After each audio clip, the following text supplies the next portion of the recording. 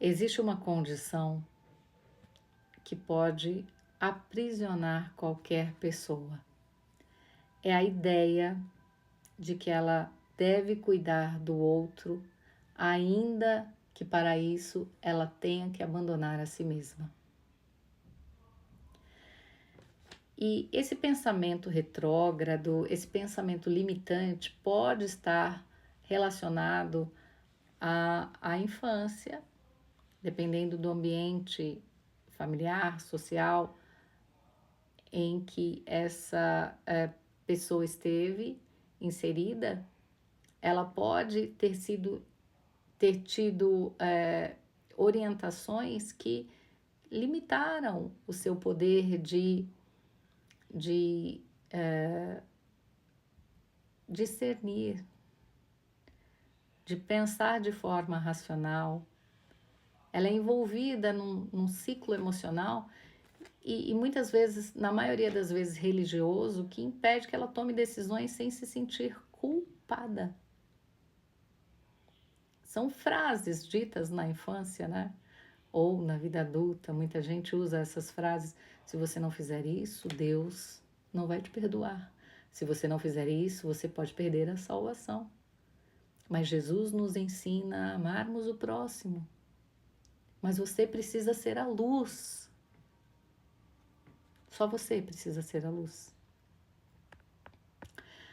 A palavra de Deus no Evangelho do Senhor Jesus, segundo escreveu Mateus, no capítulo 22, verso 39, nós temos um ensinamento muito importante. A Bíblia diz que nós devemos amar a Deus sobre todas as coisas. Deus é o primeiro, deve ser o primeiro. E o segundo mandamento é: ame ao próximo como a ti mesmo. Então Jesus não diz: ame o próximo mais do que qualquer outra coisa na terra. Não. Ame o próximo como a ti mesmo. Faça ao seu irmão aquilo que você gostaria que fizessem a você. Da mesma maneira que você gosta de ser tratado, trate o outro. Mas nós nem sempre conseguimos discernir quando nos deixamos manipular. Eu me lembro de trabalhar em um local onde havia uma senhora que fazia parte do grupo dos serviços gerais. Então, às vezes eu estava trabalhando e ela aparecia por lá, e um dia ela falou assim: olha, tem um menino aqui na rua que ele sempre me pede comida, me pede dinheiro e eu dou. Porque assim me parte o coração ver aquele menino e tal. E eu falei: mas todos os dias a senhora dá dinheiro para ele? Ela falou: todos os dias.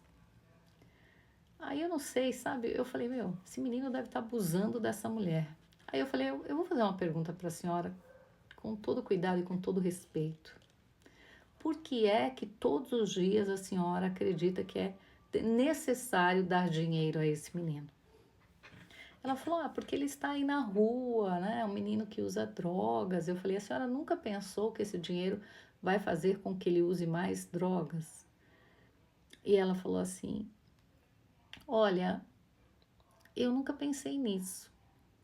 Eu falei: mas deve ter algo na senhora que a impulsiona a fazer isso. Alguém na sua família tem algum problema relacionado a isso? Ela: meu filho. Meu filho, e toda vez que eu olho para esse menino, eu penso no meu filho. Ela falou: inclusive, eu já até falei com ele sobre isso. Então, veja, ela inocentemente falou para o menino e o menino começou a se aproveitar dessa fragilidade dela. Então, ele começou a manipulá-la. Veja, quantas pessoas vivem assim? Ah, Fátima, mas a gente não deve cuidar da família, então, e nem das pessoas? Sim, nós devemos cuidar dos nossos familiares e nos ajudarmos, apoiarmos uns aos outros. O marido tem responsabilidade com a esposa, mas a esposa também tem com o marido. Muitos Pais querem que os filhos realizem tarefas que são deles. E por aí vai. E quando a pessoa deixa de cuidar de si para cuidar do outro de forma integral, e eu não vou repetir, eu não estou falando de pessoas dependentes de cuidado, eu estou falando de pessoas manipuladoras. Manipuladoras. Quando você deixa de cuidar de si para cuidar de um manipulador que não quer saber de nada e ainda cobra você quando você não realiza a tarefa diária, você começa a se sentir sozinho. Você não faz mais planos, você não faz mais projetos, porque você começa a pensar, eu não posso fazer isso, porque o que vai acontecer com essa pessoa? Ela precisa de mim. Mas se eu me ausentar, o que vai acontecer com fulano? Não é assim?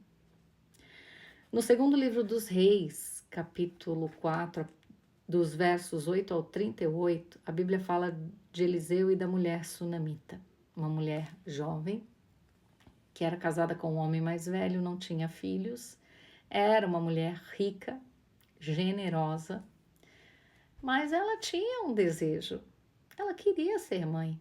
Então Eliseu, constrangido com tanto cuidado dela e do marido em relação a ele, ao seu servo, ele pergunta, o que nós podemos fazer pela senhora? Ela diz, eu não preciso de nada, eu vivo para o meu povo. Ela vive pelo povo, e quem vive por ela? Será que o povo a atendia em suas necessidades como ela atendia ao povo? Ah, mas ela era rica, e daí? As nossas necessidades nem sempre estão associadas às questões materiais. Então ela mesma abriu mão dos seus sonhos e desejos. E aí o servo de Eliseu diz, ela não tem filho. E Eliseu profetiza que ela vai ter um filho, o que ela faz? Ela rejeita. Porque em seu coração ela já havia bloqueado esse sonho. E muitas pessoas vivem assim. O fulano precisa de mim. Ah, eu não posso ter isso, eu não posso comprar isso, eu vou comprar para o fulano, porque ele precisa mais. E aí chegará um tempo em que você olhará todos ao seu redor e você começará a pensar que Deus é injusto. Sabe por quê? Porque Deus permitiu que o fulano vivesse, que o fulano casasse, que o fulano tivesse filho, que o fulano fizesse isso ou aquilo, enquanto você passou toda a sua vida cuidando de alguém, do seu pai, da sua mãe, da sua avó, do, sei lá, do seu irmão. E quando você começa a viver dessa forma, olhando para os outros e olhando para a sua vida desiludida, você começa a se sentir um nada. E você não tem mais coragem de entrar na presença de Deus e pedir aquilo que você quer, não aquilo que você precisa, como aconteceu com a sunamita. Ela não precisava de nada, mas ela queria o filho, só Deus podia dar, mas ela nem pedia mais, porque o sonho já tinha morrido dentro dela, o sonho de ser mãe. Cuidado, cuidado, porque se você não olhar para você, você perde a chance de ser feliz. Aprenda com a palavra.